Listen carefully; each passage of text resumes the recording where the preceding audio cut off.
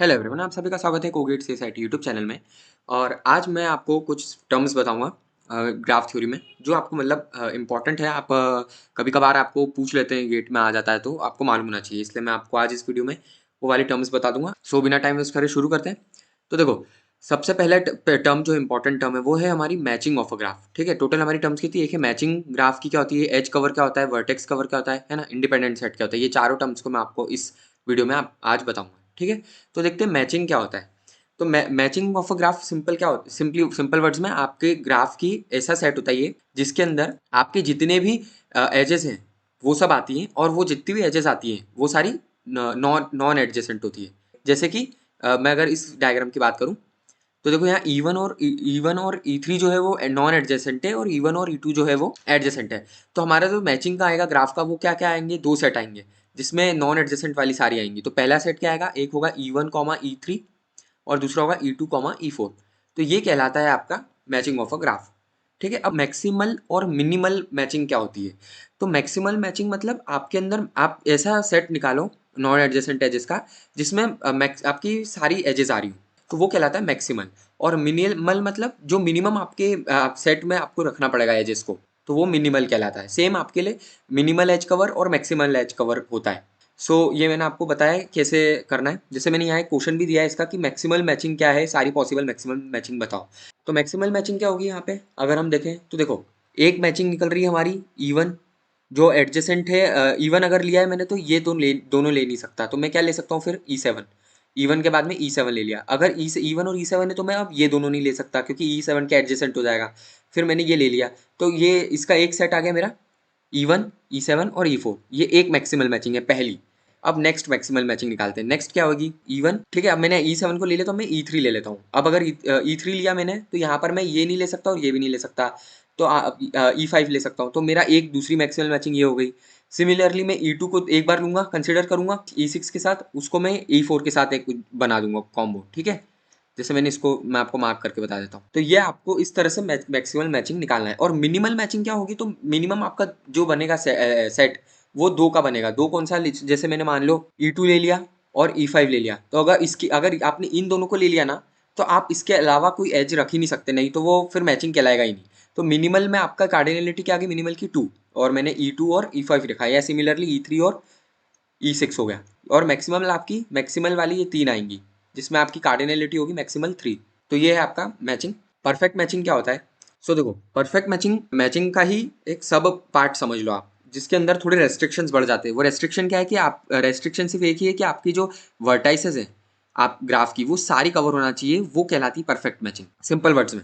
अभी जैसे एग्जांपल के लिए आप समझो, जैसे मैंने यहाँ पर वही ग्राफ लिया जो हमने मैचिंग में यूज करा था। तो अब अगर आप इसमें देखोगे, तो मैं ऐसा सेट लूंगा एजेस का जो मेरी सारी वर्टाइसेस को कवर करे। ठीक है, मतलब ये सारी कवर करे। तो ऐसा कौन सा सेट दिख रहा है, तो मैं एक E1 के साथ में E7 और E4, ये तीनों सबसे पहली बात तो नॉन एडजेसेंट है। मैचिंग की कंडीशन फर्स्ट जो है वो सेटिस्फाई हो गई। और सेकंड जो है, हर वर्टेक्स को कवर कर रही है। बी ए जो E1 जो है इन दोनों को कर रही है, E7 इन दोनों को कर रही है, E4 जो है इन दोनों को कर रही है ना। तो सेकंड कंडीशन भी सेटिस्फाई हो गई। तो ये जो एक है हमारा, ये कहलाता है परफेक्ट मैचिंग। ठीक, तो ये मैंने आपको बता दिया। सिमिलर टाइप का एक क्वेश्चन दिया है मैंने आपको यहाँ पर, क्वेश्चन 1 आप खुद ट्राई कर सकते हो। एक इंपॉर्टेंट पॉइंट आप याद रखना कि K2n जो रहता है, उसके अंदर नंबर ऑफ परफेक्ट मैचिंग जो रहती है वो कितनी होती है, तो वो होती है 2n का factorial upon n factorial into 2 की पावर n। अब इसका प्रूफ तो आप निकाल सकते हो, मैं प्रूफ के पीछे टाइम नहीं दूंगा, नहीं तो बहुत लंबा हो जाएगा वीडियो। आप बस इसको याद कर लेना। ऑल्दो आपको इतना नहीं पूछते हैं, कभी कभार ही आता है ये जो चीज़ें मैं आपको टर्म्स बता रहा हूँ ये गेट में, पर फिर भी बहुत ईजी है टर्म्स, आपको एक बार में समझ में आ जाएगी, इसलिए मैं आपको इसको बता रहा हूँ ताकि अपन सेफ साइड रहें। ठीक है, नेक्स्ट है एज कवर क्या होता है। तो देखो, edge cover set of edges होता है जो सारी वर्टाइसेस को कवर करे कम से कम एक बार, तो वो कहलाता है आपका एज कवर। ठीक है, ये सिमिलर है आपके मैचिंग के जैसा। मैचिंग में भी आप एज के ही सेट लेते हो, उसमें बस फर्क इतना है कि आप नॉन एडजेसेंट लेते हो।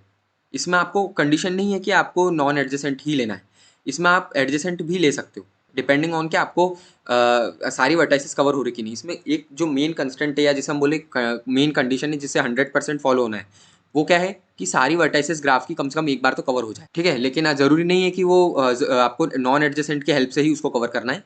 आप उसको एडजेसेंट वर्टाइसेस लेके भी कवर कर सकते। कभी कभार कुछ ग्राफ होते हैं जिसमें आपको एडजेसेंट वर्टाइसेस के हेल्प से आपके सारी वर्टेक्स कवर होती है। तो जैसे मैंने ये ट्राइंगल लिया एग्जांपल के लिए, है ना, तो इसमें आप देखोगे तो ये A, B और सी, ये 3 हो गए। अब इसमें यहाँ पर मैंने एक एज E1 है, एक E2 है और एक E3 है।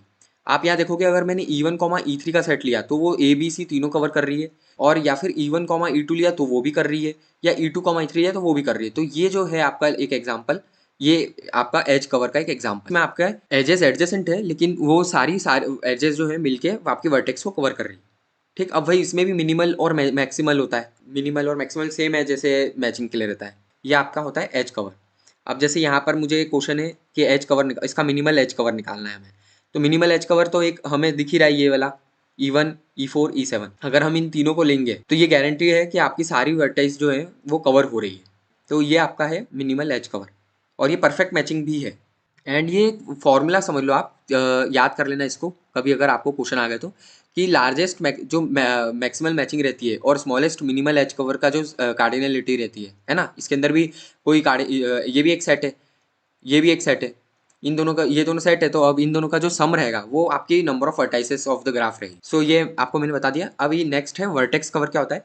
सो वर्टेक्स कवर सिंपल वर्ड्स में आपका वर्टेक्स का सेट होता है जिसमें सारी एजेस कवर होती है, just opposite of edge cover. Edge cover में हमारे पास ऐसा सेट होता है एज का जो सारी वर्टेक्स कवर करता है कम से कम एक बार। ठीक है, तो ये मैंने आपको वर्टेक्स कवर बता दिया। अब एक लास्ट है इंडिपेंडेंट सेट क्या होता है। सो इंडिपेंडेंट सेट मतलब नॉन एडजेसेंट वर्टेक्स का या एजेस का सेट जो कहलाता है वो इंडिपेंडेंट सेट होता है। ये हर जगह अप्लीकेबल है, मतलब ये मैचिंग के अंदर भी आएगा, ये आपका वर्टेक्स कवर के अंदर भी आएगा, ये आपका एज कवर के अंदर भी आएगा, सब में आएगा।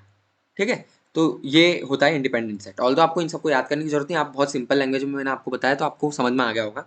और थोड़ी बहुत प्रैक्टिस कर लेना, एक हाथ दो क्वेश्चन, ताकि आपको याद रहिए। आज के लिए इतना ही, और अगर आप एक गेट एस्पिरेंट है तो प्लीज़ इस चैनल को जरूर सब्सक्राइब करें और मुझे बताएं मैं कैसे इंप्रूव कर सकता हूँ, और वीडियो को लाइक एंड शेयर जरूर करें।